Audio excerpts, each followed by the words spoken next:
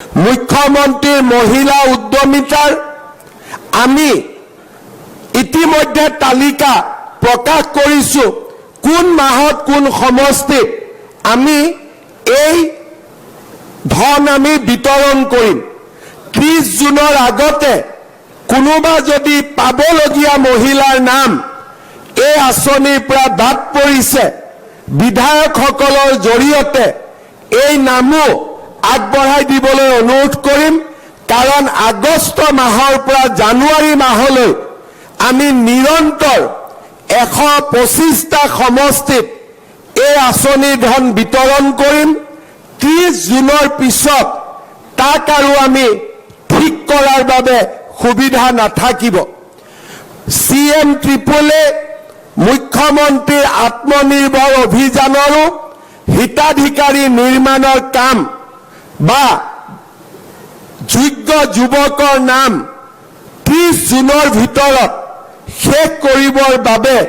মই আমাৰ বিধায়ক আৰু পঞ্চায়ত বা আমাৰ কাৰ্যকৰ্তাসকলক অনুৰোধ কৰিম ঠিক তেনেধৰণে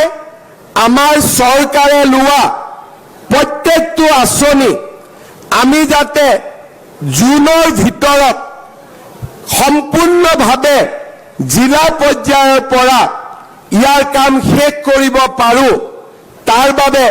মই আপোনালোকৰ সহযোগিতা বিচাৰিম যাতে এই কেইটামান দিন আমি খুব সিনসিয়াৰলি সৰকাৰী আঁচনি কেইটাৰ কাম আমি সমাপ্ত কৰিব পাৰো মুখ্যমন্ত্ৰীৰ মহিলা উদ্যমিতাৰ আমি ইতিমধ্যে তালিকা প্ৰকাশ কৰিছো কোন মাহত কোন সমষ্টিত আমি এই ধন আমি বিতৰণ কৰিম 30 জুনৰ আগতে কোনোবা যদি পাবলগীয়া মহিলাৰ নাম এই আঁচনিৰ পৰা বাদ পৰিছে বিধায়কসকলৰ জৰিয়তে এই নামো আগবঢ়াই দিবলৈ অনুৰোধ কৰিম কাৰণ আগষ্ট মাহৰ পৰা জানুৱাৰী মাহলৈ আমি নিৰন্তৰ 125টা সমষ্টিত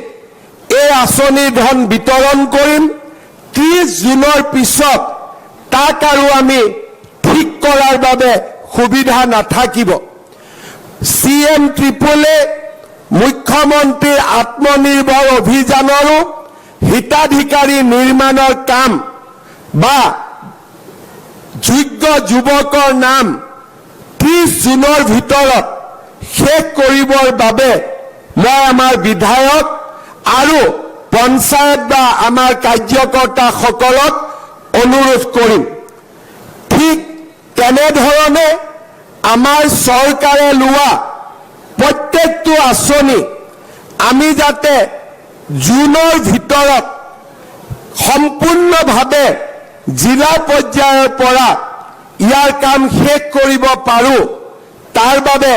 মই আপোনালোকৰ সহযোগিতা বিচাৰিম যাতে এই কেইটামান দিন আমি খুব সিনসিয়াৰলি